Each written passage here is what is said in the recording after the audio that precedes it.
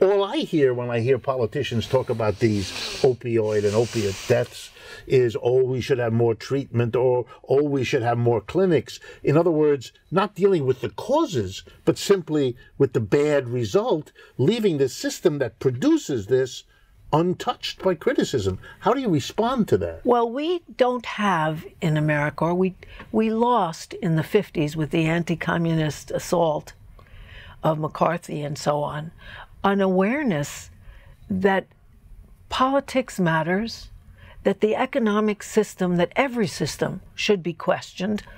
Not only the communist systems should be questioned, definitely, but also capitalist systems should be questioned. That was off the table. So people didn't think that way, and they're starting to begin to think that way now, because these deaths are clearly economically different depending on where you are. And I think what has happened... And how well the economy performs for you. Exactly. And what has happened in America is there were two basic things that held Americans up. One of them was steady jobs, which was particularly true of white Americans. African Americans and other minorities had less good jobs, but they could have steady jobs. And a sense of a stable home. They've both fallen apart. So there's nothing to hold on to. There's no idea that I can count on. I can count on this marriage. I can count on this home. I can count on a salary that will support these things.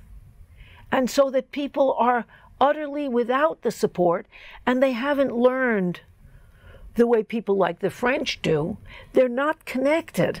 We still have fewer groups of any kind than were in bowling leagues alone in 1970. If you look at France, the retirees in every quarter, every arrondissement, every area, like every big zip code, have retirees organizations that meet and look after their interests and entertain them and all the rest. So do young parents. Everyone is politicized, so that when Macron, the new president, threatens to take away their job security by changing the labor laws, 1.2 million people are out in the street. That's different. Yeah. We're not used to saying we need each other. We've got to organize. We've got to stop this together.